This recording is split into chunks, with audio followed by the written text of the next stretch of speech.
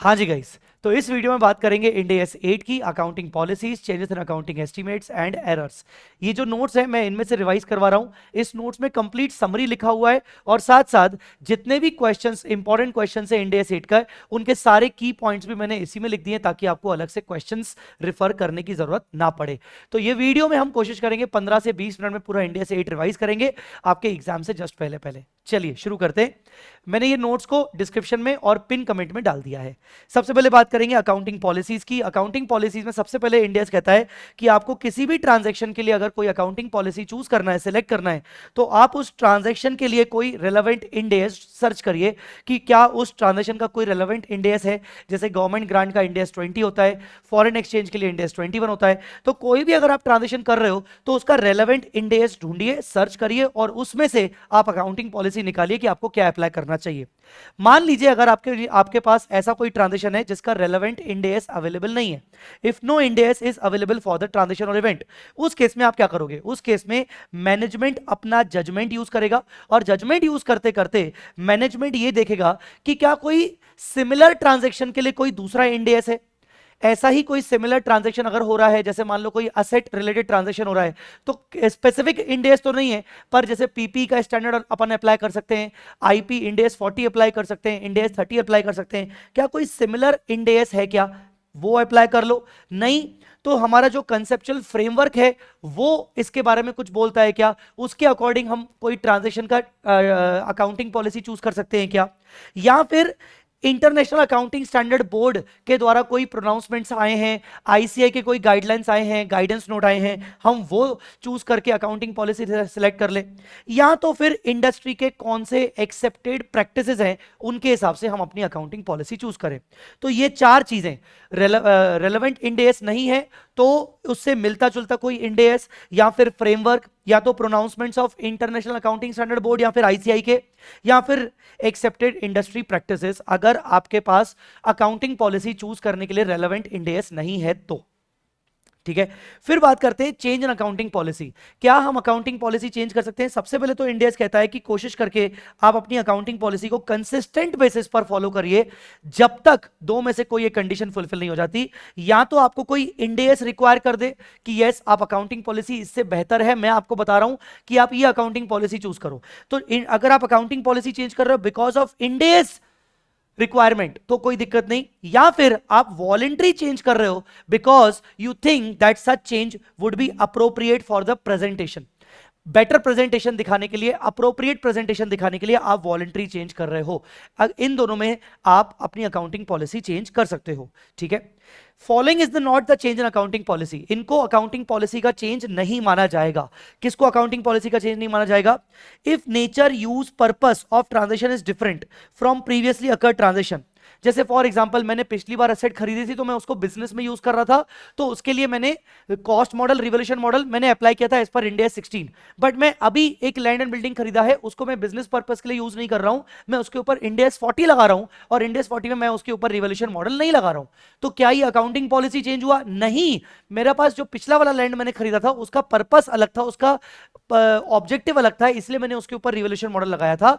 और अभी जो मैं लैंड एंड बिल्डिंग खरीद रहा हूं वो मेरा इन्वेस्टमेंट प्रॉपर्टी है, मेरे को इंड AS 40 अलाउ नहीं करता है कि मैं रिवोल्यूशन मॉडल करूं, तो ये मेरे लिए अकाउंटिंग पॉलिसी चेंज नहीं है। तो भले सिमिलर ट्रांजैक्शन है पर नेचर अलग है, पर्पस अलग है। या फिर आप अकाउंटिंग पॉलिसी पहली बार अप्लाई कर रहे हो तो उसको चेंज इन अकाउंटिंग पॉलिसी नहीं कहा जाएगा। या फिर आप पहले अकाउंटिंग पॉलिसी कोई दूसरी अप्लाई कर रहे थे पर उस टाइम पे वो उसका इफेक्ट इमटेरियल था, ट्रांजैक्शन बहुत छोटा था, अब आप उस ट्रांजैक्शन का इंपैक्ट बहुत बड़ा हो चुका है और आप प्रॉपर इंड AS के हिसाब से अकाउंटिंग पॉलिसी फॉलो कर रहे हो तो उसको भी चेंज इन अकाउंटिंग पॉलिसी नहीं माना जाएगा। ठीक है, अब how to apply the change in accounting policy. अगर आपने अकाउंटिंग पॉलिसी चेंज किया है तो फाइनेंशियल स्टेटमेंट्स में आपको क्या करना पड़ेगा? फर्स्ट प्रायोरिटी, क्या आपको रिट्रोस्पेक्टिव इफेक्ट देना चाहिए? नहीं, रुक जाइए। If change was required by any Ind AS then follow the guidelines provided by that Ind AS। अगर आपने कोई अकाउंटिंग पॉलिसी का चेंज इंड AS की रिक्वायरमेंट के अनुसार किया है तो आप उस इंड AS की सुनोगे, इंडेस आपको रिट्रोस्पेक्टिव बोलता है तो आप रिट्रोस्पेक्टिव करोगे। जैसे 116 का आपको याद होगा कि वो बोलता है कि जब आप पहली बार लीजेस का इंडेस फॉलो करोगे तो आपको full retrospective approach, modified retrospective approach, ये सब बोलता है। तो आपको अगर कोई रेलेवेंट इंडेस कहता है उसके अकॉर्डिंग आप रिट्रोस्पेक्टिव या फिर प्रोस्पेक्टिव इफेक्ट दोगे। पर अगर मान लीजिए आपने वॉलेंट्री चेंज किया है या फिर आपको इंडेस ने कुछ नहीं बताया है, या तो इंडेस ने कुछ नहीं बताया if change is made voluntary, और specific Ind AS does not provide any guideline, तो ऐसे केस में आप रिट्रोस्पेक्टिव चेंज करोगे। अब रिट्रोस्पेक्टिव चेंज आप कहां से करोगे? मान लो करंट ईयर में आपने अकाउंटिंग पॉलिसी का चेंज किया, तो आपको रिट्रोस्पेक्टिव के लिए ज्यादा पीछे जाने की जरूरत नहीं है। प्रीवियस ईयर के बिगिनिंग से आपको जो भी असेट लायबिलिटी में उस अकाउंटिंग पॉलिसी का इफेक्ट आ रहा है, उस अकाउंटिंग पॉलिसी में आप रिट्रोस्पेक्टिव इफेक्ट दोगे, और जो भी डिफरेंस आएगा वो आप ओपनिंग रिटेन्ड अर्निंग, यहीं की ही रिटेन्ड अर्निंग में आप उसका इफेक्ट डाल दोगे। अगर असेट बढ़ रही है तो asset account debit to retained earning, liability बढ़ रही है तो retained earning account debit to liability, and vice versa. तो करंट ईयर में अगर आपने अकाउंटिंग पॉलिसी चेंज किया तो प्रीवियस ईयर के बिगिनिंग में आप उसका इफेक्ट दोगे, ओपनिंग असेट लायबिलिटी में रिस्पेक्टिव चेंज करोगे और दूसरा इफेक्ट आप उसके रिटेन्ड अर्निंग में डालोगे। That is called retrospective effect. Change opening balance of asset liability of previous year and transfer the difference in opening retained earning. If it is impractical to apply retrospective approach, अगर retrospective approach impractical है, आपको लग रहा है कि आपके पास data पूरी तरीके से अवेलेबल नहीं है पिछले साल का, आपके पास लैक ऑफ डेटा है, तो ऐसे केस में आप न्यू अकाउंटिंग पॉलिसी अप्लाई करोगे प्रोस्पेक्टिवली, और ये फैक्ट डिस्क्लोज करोगे कि you are unable to apply because of the lack of the data. ठीक है, तो इम्प्रैक्टिकल के केस में आप प्रोस्पेक्टिव कर सकते हो, पर आपको डिस्क्लोजर देने पड़ेंगे। सर ऐसे कौन कौन से एग्जांपल्स हैं जो अकाउंटिंग पॉलिसी चेंज माने जाएंगे? मैंने कई सारे क्वेश्चंस निकाल के उनमें से ये सारे एग्जांपल्स डाले हैं। पीपी में अगर आप कॉस्ट मॉडल से रिवोल्यूशन मॉडल में जाते हो, रिवोल्यूशन मॉडल से कॉस्ट मॉडल में जाते हो, तो आप उसको चेंज इन अकाउंटिंग पॉलिसी बोलोगे। ठीक है, इन्वेंट्री, अगर आप measurement of inventory as per cost और NRV whichever is lower कर रहे हो, या फिर आप ओनली मार्केट वैल्यू पे मेजरमेंट कर रहे हो, तो आप इसको चेंज इन अकाउंटिंग पॉलिसी बोलोगे, या फिर ये अकाउंटिंग पॉलिसीज होती हैं। अगर आप अप्लाइंग मेजरमेंट टेक्निक अप्लाई कर रहे हो, पीपी इन्वेंट्री का कॉस्ट को मेजर करने का टेक्निक फॉलो कर रहे हो, फीफो या फिर वेटेड एवरेज या फिर रिटेल मेथड, ये सब आपकी अकाउंटिंग पॉलिसी होती है। Opting any presentation currency is an accounting policy, आपकी प्रेजेंटेशन करेंसी डॉलर होगी, ऑस्ट्रेलियन डॉलर होगी, येन होगी, ये सब आपकी अकाउंटिंग पॉलिसी होती है जो कि आप ऑप्ट करते हो। ठीक है, applying component approach of depreciation और not, it is an accounting policy. Depreciation लगाने के लिए आप कंपोनेंट अप्रोच लगा रहे हो कि नहीं लगा रहे हो, ये आपकी अकाउंटिंग पॉलिसी होती है। रिकॉग्नाइजिंग प्रोविजन और not is an accounting policy, किसी मुझे डेटर्स का प्रोविजन बनाना है कि नहीं, बैड डेट्स का, मुझे वारंटी प्रोविजन बनाना है कि नहीं, ये आपकी अकाउंटिंग पॉलिसी होती है। याद रखना, मैंने बोला प्रोविजन बनाना है कि नहीं, ये अकाउंटिंग पॉलिसी होती है। पर अगर प्रोविजन में चेंजेस हो रहे हैं, मैं प्रोविजन पहले भी बना रहा था, मैं प्रोविजन अभी भी बना रहा हूं, पर उसमें चेंजेस हो रहे हैं, तो वो चेंज इन अकाउंटिंग एस्टीमेट माना जाएगा। प्रोविजन बनाना है कि नहीं बनाना है, उसको मुझे चेंज इन अकाउंटिंग पॉलिसी, या फिर वो अकाउंटिंग पॉलिसी में कंटिन्यू होगा। ठीक है, तो ये था आपका अकाउंटिंग पॉलिसी। अब बात करते हैं आपकी अकाउंटिंग एस्टीमेट्स की। अकाउंटिंग एस्टीमेट्स क्या होते हैं? Accounting estimates are required when the asset liability income expense can not be measured with accuracy. जब आप कोई भी ट्रांजेक्शन को, कोई भी असेट लायबिलिटी इनकम एक्सपेंस को एक्यूरेसी से मेजर नहीं कर पाते हो, तो आपको एस्टीमेट्स की जरूरत पड़ती है, और यही आता है आपके एस्टीमेट्स आपको लेने पड़ते हैं। क्या ये एस्टीमेट्स बार बार चेंज हो सकते हैं? डेफिनेटली ये एस्टीमेट चेंज हो सकते हैं अगर रेलेवेंट कंडीशंस चेंज हो जाएं। जिन कंडीशंस के बेसिस पर आपने जो एस्टीमेट्स लिए थे वो कंडीशंस बदल गई, वो एस्टीमेट्स आपके बदलने पड़ेंगे। तो क्या चेंज इन अकाउंटिंग एस्टीमेट हो सकता है? Possible, yes. सिचुएशन बदलने के कारण, सर्कमस्टांसेस बदलने के कारण, रिलायबल इंफॉर्मेशन बदलने के कारण आपके अकाउंटिंग एस्टीमेट्स में चेंजेस आ सकता है। Effect of change in accounting estimate should be given prospectively. आपको अकाउंटिंग एस्टीमेट में जो भी चेंजेस आएंगे उसको रिट्रोस्पेक्टिव इफेक्ट देने की जरूरत नहीं है। जिस साल में आपने अकाउंटिंग एस्टीमेट चेंज किया उसी साल में आपको उसका इफेक्ट देना है for the remaining number of years. आपको प्रीवियस ईयर की बैलेंस शीट में कोई भी चेंजेस नहीं करने हैं। जब भी इंडेस बोलता है, जब भी आप अकाउंटिंग पॉलिसी चेंज और अकाउंटिंग एस्टीमेट चेंज में उलझते हो, आपको लगता है यार ये अकाउंटिंग पॉलिसी चेंज भी लग रहा है, अकाउंटिंग एस्टीमेट चेंज भी लग रहा है, तो ऐसे केस में आप हमेशा अकाउंटिंग एस्टीमेट चेंज को प्रायोरिटी दोगे, आप उसको चेंज इन अकाउंटिंग एस्टीमेट मानोगे अगर कोई एंटिटी दोनों में कंफ्यूज हो रही है तो। ठीक है, चेंज इन अकाउंटिंग एस्टीमेट के मैंने कुछ एग्जांपल्स लिखे हैं आपके सामने, जो मैंने कुछ क्वेश्चन से ही निकाले। जैसे चेंज इन डेप्रिसिएशन मेथड, अगर डेप्रिसिएशन का मेथड चेंज कर रहे हो तो ये अकाउंटिंग एस्टीमेट का चेंज है, बिकॉज डेप्रिसिएशन का मेथड हो सकता है यूजफुल लाइफ के चक्कर में चेंज हुआ है, आपके मैनर ऑफ रिकवरी के चक्कर में चेंज हुआ है, जिस पैटर्न में आप अपने एसेट से बेनिफिट ले रहे थे वो पैटर्न ऑफ इकोनॉमिक बेनिफिट्स बदल गया, तो change in depreciation method is a change in accounting estimate. Defect found in the manufactured inventory, manufactured inventory में आपको डिफेक्ट मिला, अब ये इसमें आपकी कोई गलती नहीं है, ठीक है ना, इसमें आइए आपका कोई प्रायर पीरियड एरर नहीं है भाई, आपका इन्वेंट्री मैन्युफैक्चर हो गई, डिफेक्ट मिल गया, बैलेंस शीट डेट के बाद डिफेक्ट मिला, तो this is called accounting estimate का चेंज। अब आपको अपनी इन्वेंट्री को रीमेजर करना पड़ेगा, आपने पहले रीमेजर किया था कॉस्ट और एनआरवी विचएवर इज लोअर पे, पर अब आपकी उसकी एनआरवी गिर गई, क्योंकि अब आपको रियलाइज हुआ कि अरे ये तो डिफेक्टेड है, तो इसकी एनआरवी गिर गई, तो अब आपको एनआरवी पे इसको रीमेजर करना पड़ेगा, तो ये चेंज इन अकाउंटिंग एस्टीमेट माना जाएगा। अब आते हैं prior period errors. Prior period errors मतलब क्या? प्रायर पीरियड एरर्स में ओमिशंस भी आते हैं, मिस स्टेटमेंट्स भी आते हैं, और भी कई सारी चीजें आती हैं। पुराने फाइनेंशियल स्टेटमेंट्स बनाते वक्त, लास्ट ईयर का, उससे पहले का, उससे पहले का, उससे पहले का, उससे पहले का फाइनेंशियल स्टेटमेंट बनाते वक्त आप कोई अकाउंटिंग करना भूल गए, आप कोई चीज को रिकॉर्ड करना भूल गए, या फिर आपने किसी चीज को गलत तरीके से रिकॉर्ड कर दिया गलती से, या फिर आपने उसको जानबूझ के गलत तरीके से रिकॉर्ड किया, मिस स्टेटमेंट, तो और वो आपको फाइंड आउट हो रहा है अभी करंट ईयर में, तो उसको बोलोगे आप प्रायर पीरियड एरर्स। इसमें क्या क्या आता है? फ्रॉड प्रायर पीरियड एरर का पार्ट होता है, ठीक है, mathematical mistake prior period error का पार्ट होता है, मिसयूज ऑफ इंफॉर्मेशन, इंफॉर्मेशन को मिसयूज करके आपने गलत तरीके से अकाउंटिंग की जानबूझ के, that is called prior period error.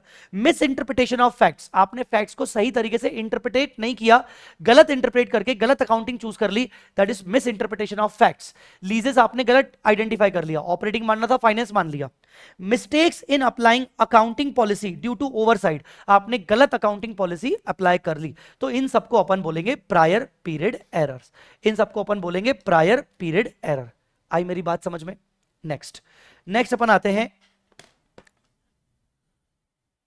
आते हैं अकाउंटिंग ट्रीटमेंट पे। अगर आपको कोई प्रायर पीरियड एरर अभी फाइंड आउट होता है तो आप उसको किस तरीके से मैनेज करोगे?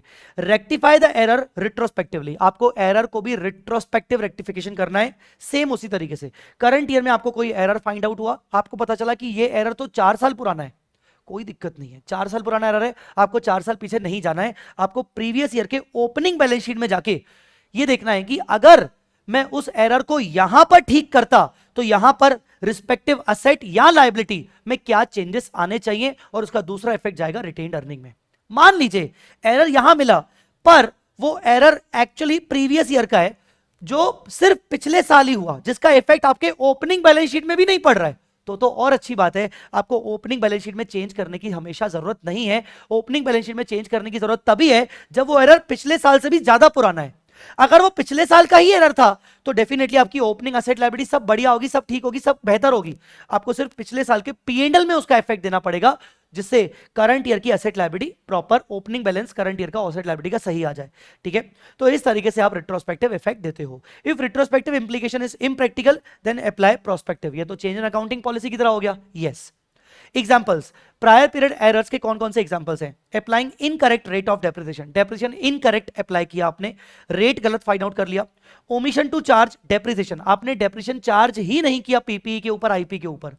Wrong classification of any asset और liability as current instead of non current, या नॉन करंट की जगह करंट, करंट की जगह नॉन करंट, आपने क्लासिफिकेशन गलत कर दिया, गलत क्लासिफिकेशन आपने कर दिया। Creating provision for loss of impairment या investment of last 6 years now in current year, पिछले 6 साल से आपको इंपेयरमेंट करना था, ऐसा नहीं कि करना नहीं था, पर उसका इंपेयरमेंट आपने छठे साल में जाके किया, तो बेटा ये आपकी गलती है, आपको अभी इसको रेक्टिफाई करना पड़ेगा। पिछले 6 साल तक रेक्टिफाई नहीं कर पाओगे, पर आप प्रीवियस ईयर के बिगिनिंग में जाके बोलोगे कि अगर मैं ये रेक्टिफिकेशन 6 साल से करता तो आपके करंट ईयर में क्या उसका इफेक्ट आता, ठीक है। ये था आपका प्रायर पीरियड एरर। अब कुछ इंपॉर्टेंट क्वेश्चंस है जो मैंने सिग्निफिकेंट पॉइंट्स लिए हैं, वो मैं आपको बता देता हूं। आप क्वेश्चन नंबरिंग पर ध्यान मत दीजिएगा, अगर आप मेरे स्टूडेंट हैं तो वो क्वेश्चन नंबरिंग आपको मेरे क्वेश्चन बैंक के हिसाब से मिल जाएगी, अगर आप मेरे स्टूडेंट नहीं है, आपके पास मेरे क्वेश्चन बैंक नहीं है, बस आप सुनते जाइए। अगर आप पीपीई से असेट को आईपी में रिक्लासिफाई करते हो, बिल्डिंग को पीपीई से आईपी में रिक्लासिफाई कर रहे हो, ठीक है ना, ठीक है, because of change in objective और यूसेज, तो ये चेंज इन अकाउंटिंग पॉलिसी नहीं मानी जाएगी, क्योंकि आप पहले उसको बिजनेस में यूज कर रहे थे, अब आप उसको बिजनेस में यूज नहीं करोगे, तो it is not a change in accounting policy. आपने क्लासिफिकेशन चेंज किया because of change in purpose, जो मैंने आपको ऊपर समझाया था कि अगर आपका नेचर बदल जाए, पर्पस बदल जाए, ऑब्जेक्ट बदल जाए ट्रांजेक्शन का, तो उसको चेंज इन अकाउंटिंग पॉलिसी नहीं बोलते। ठीक है, तो पीपी से आईपी, आईपी से पीपी में अगर चेंज करो तो ये चेंज इन अकाउंटिंग पॉलिसी नहीं है। अगर आप फंक्शनल करेंसी चेंज कर रहे हो तो ये भी चेंज इन अकाउंटिंग पॉलिसी नहीं है, बिकॉज आपका प्राइमरी इकोनॉमिक एनवायरनमेंट बदल गया। पर अगर आप प्रेजेंटेशन करेंसी चेंज कर रहे हो तो ये आपकी चेंज इन अकाउंटिंग पॉलिसी मानी जाएगी। Entity can change its accounting policy for of the subsequent measurement of PP from revaluation model to cost model if such change would result in more reliable information on the entity's financial position। हाँ, asset आज भी PPE है, बस cost model से revaluation model पे जा रहे हो या रिवोल्यूशन से कॉस्ट पे जा रहे हो, तो ये आपकी चेंज इन अकाउंटिंग पॉलिसी है, ये आपका वॉलंटरी चेंज माना जाएगा। तो इसमें आपको रिट्रोस्पेक्टिव इफेक्ट देना पड़ेगा, और आपको पता है कि आपको फिर उसके हिसाब से क्या क्या इफेक्ट देना पड़ता है। New Ind AS issued but not yet effective in the entities financial statement. एक नया इंडेस आ गया, पर वो एंटिटी के फाइनेंशियल स्टेटमेंट पे अभी तक इफेक्टिव नहीं है। आपको ये डिस्क्लोज करना पड़ेगा इस फैक्ट को कि ये इंडेस हमारे फाइनेंशियल स्टेटमेंट्स के लिए अभी एप्लीकेबल नहीं है, इफेक्टिव नहीं है। Change in the measurement of cost model of inventory is a change in accounting policy. आपने फीफो से वेटेड एवरेज कर दिया, ये चेंज इन अकाउंटिंग पॉलिसी होगा। Wrong classification, wrongly classifying any material liability as non current earlier but now realize it should be current. बेटा ये आपका prior period error है, मिस क्लासिफिकेशन, गलत क्लासिफिकेशन कर लिया, आपका ये प्रायर पीरियड एरर है। It requires correction of comparative figures also. आपको थर्ड बैलेंस शीट मतलब ओपनिंग बैलेंस शीट में इफेक्ट देना पड़ेगा। Applying component approach of a depreciation on the existing assets. पहले आप असेट्स के ऊपर कॉम्पोनेंट अप्रोच नहीं फॉलो करते थे, अब आप उन्हीं एग्जिस्टिंग असेट्स के ऊपर कॉम्पोनेंट अप्रोच के हिसाब से डेप्रिसिएशन लगा रहे हो। ये आपका चेंज इन अकाउंटिंग पॉलिसी है, एंड इसमें आपको रिट्रोस्पेक्टिव इफेक्ट देना पड़ सकता है, बिकॉज हो सकता है आपका ये वॉलेंट्री चेंज हो। अगर आपके लिए इम्प्रैक्टिकल है ये करना कॉम्पोनेंट अप्रोच, बिकॉज बहुत मुश्किल होता है कि प्रीवियस ईयर में जाके कॉम्पोनेंट अलग अलग फाइंड आउट करो, तो फिर आपको प्रोस्पेक्टिवली आपके लिए अलाउड है, आप उसको प्रोस्पेक्टिवली बदल सकते हो। इसमें आपको ये सारे डिस्क्लोजर देने पड़ेंगे कि भाई आपका ओपनिंग पीपी का वैल्यू कितना था, उसके कारण आपने जो रिस्पेक्टिव चेंजेस किए तो उसके कारण डीटीए रिटेल में क्या चेंज हुआ, करंट ईयर के और फ्यूचर ईयर के डेप्रिसिएशन में और उसके टैक्स इफेक्ट में क्या क्या चेंजेस होगा। ठीक है। Wrong classification of any expense in the finance cost instead of other expense. गलती से फाइनेंस कॉस्ट को अदर एक्सपेंस में डाल दिया, ये आपका प्रायर पीरियड एरर है। हालांकि इसका थर्ड बैलेंस शीट पर कोई इफेक्ट नहीं बनता, क्योंकि एक्सपेंस है बेटा, पिछले साल का ही था, आपने इसका थर्ड बैलेंस शीट पर कोई इफेक्ट नहीं बनता। असेट लायबिलिटी ओपनिंग में इसका आपको कोई इफेक्ट नहीं बनता, पर प्रीवियस ईयर के पीएनएल के स्टेटमेंट में चेंजेस करना पड़ेगा। ठीक है ना, थर्ड बैलेंस शीट आपको रिक्वायर्ड नहीं है, तो opening third balance sheet is not required. Non provision of bonus in earlier years due to oversight is prior period item. अरे हम हमेशा बोनस बनाते हैं, बोनस का प्रोविजन बनाते हैं, पर प्रोविजन बनाना इस बार भूल गए, पिछले बार भूल गए, तो ये प्रायर पीरियड एरर है, आपको रिट्रोस्पेक्टिव इफेक्ट देना पड़ेगा। Bonus provision should have been created in the last year या last two last year. Bonus का प्रोविजन बनना चाहिए था, क्योंकि उसका पेमेंट हमने करंट ईयर में किया है, तो क्या करना पड़ेगा, आपको इसका रिट्रोस्पेक्टिव इफेक्ट देना पड़ेगा। आपको पिछले साल की ओपनिंग लायबिलिटी बढ़ानी पड़ेगी, रिटेन्ड अर्निंग में वैल्यू गिरानी पड़ेगी, और इसका इफेक्ट रिट्रोस्पेक्टिवली पूरा का पूरा दिखाना पड़ेगा। ठीक है। Change in cost formula from prime cost to work cost is a change in accounting policy. आप इन्वेंट्री में पहले प्राइम कॉस्ट रखते थे, अब आप वर्क कॉस्ट मतलब ओवरहेड्स भी ऐड करते हो, ये आपका चेंज इन अकाउंटिंग पॉलिसी है। Not providing for warranty is a change in accounting policy. भाई पहले आप प्रोवाइड करते थे, अब आप प्रोवाइड जानबूझ के नहीं कर रहे हो, अब आपको प्रोविजन बनाने की जरूरत नहीं, बिकॉज अब आपको लगता है कि आपके वारंटी के क्लेम्स नहीं आएंगे, तो ये आपकी अकाउंटिंग पॉलिसी का चेंज है। मेथड ऑफ डेप्रिसिएशन का चेंज अकाउंटिंग एस्टीमेट के चेंज बोलेंगे।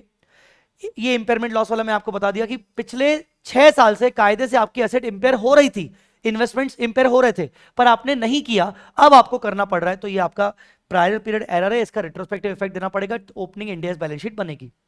अगर मैन्युफैक्चर्ड इन्वेंट्री में आपको कोई लेटेंट डिफेक्ट मिला है बैलेंस शीट डेट के बाद, तो ये आपका प्रायर पीरियड एरर नहीं है, ये आपका चेंज इन अकाउंटिंग एस्टीमेट है, ध्यान रखिएगा। Material error in the interim period must be corrected in the same interim period.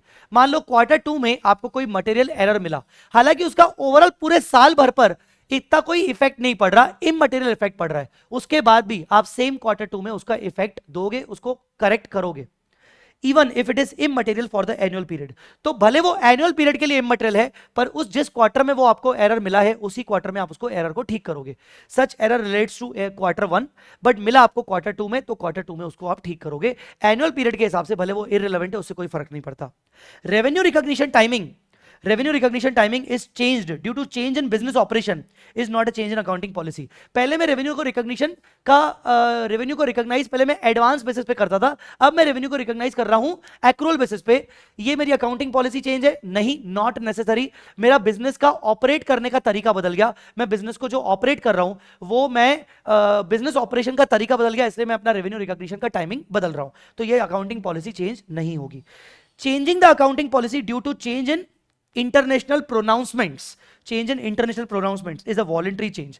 आप इंटरनेशनल प्रोनाउंसमेंट्स के हिसाब से अपनी अकाउंटिंग पॉलिसी फॉलो कर रहे थे बिकॉज आपके पास इंड एस स्पेसिफिकली कुछ अवेलेबल नहीं था। अब उस इंटरनेशनल प्रोनाउंसमेंट्स में ही बदलाव आ गया, ठीक है, और आपको वो बदलाव करना पड़ रहा है, तो ये आपका वॉलंटरी चेंज है। आपको डेफिनेटली एक third balance sheet, opening balance sheet बनानी पड़ेगी, रेट्रोस्पेक्टिव इफेक्ट आएगा। So guys, this was Ind AS 8 की summary in just less than 20 minutes. I hope आप इसको जल्दी से जल्दी कवर कर लोगे और आपको कुछ और पढ़ने की जरूरत नहीं पड़ेगी। फिर से बता दूं आपको, ये मेरे डिस्क्रिप्शन में और इस वीडियो के कमेंट में पिन करके मैंने ये वीडियो नोट्स मैंने डाल दिए हैं। All the very best for the exams.